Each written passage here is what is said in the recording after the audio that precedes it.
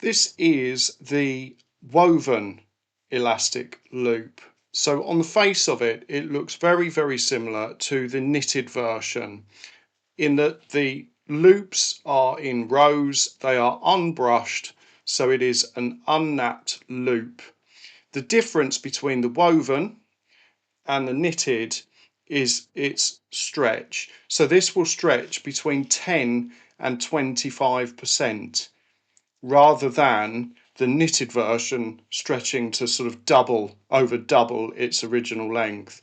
So the backing is thicker and the elasticity is less. So this is your woven elastic loop from Alfatex.